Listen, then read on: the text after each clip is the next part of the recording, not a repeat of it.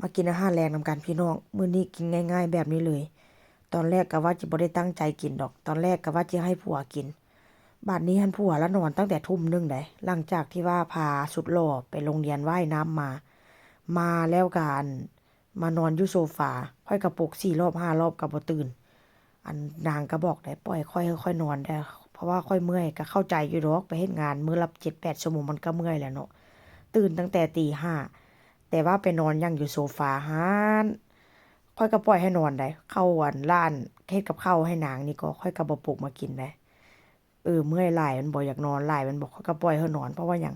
แล้วค่อยก็ไปปลุกประมาณตอนเที่ยงคืนบอกว่าลูกมากินข้าวแปรงฟันกินข้าวกินน้ำแปรงฟันแล้วก็มานอนบ่อนมานอนที่นอนบ่ค่อยสินอนนี่จักหน่อยก่อนจักหน่อยค่อยจังสิลุกว่าซั่นค่อยก็บ่สนได้พี่น้องค่อยก็ปล่อยให้นอนจนว่าฮอด6 โมงเช้า6 โมงเช้าพะย่างมาหาเจ้าคือบ่ปลุกค่อยแด่ว่าซั่นเอาปลุกพุ่นเลยปลุกพอปลุกค่อยปลุกมานี่ประมาณ4-5รอบแล้วเจ้าก็บ่ตื่น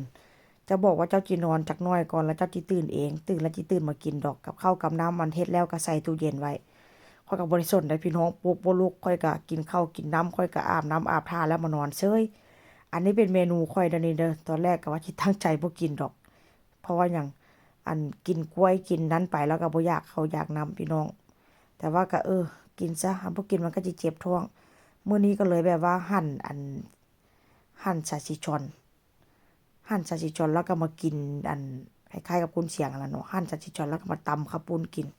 แล้วก็เอากุ้งที่ว่าผัดอันมาใส่นำก็ถามว่ามันแซ่บบ่มันก็แซ่บอยู่เนาะแต่ว่าก็บ่ได้ตั้งใจสิกินหั้นน่ะว่าซั่นซะพวกก็เลยตื่นขึ้นมาก็มาถามเลยเจ้าก็กินข้าวบ่เสร็จ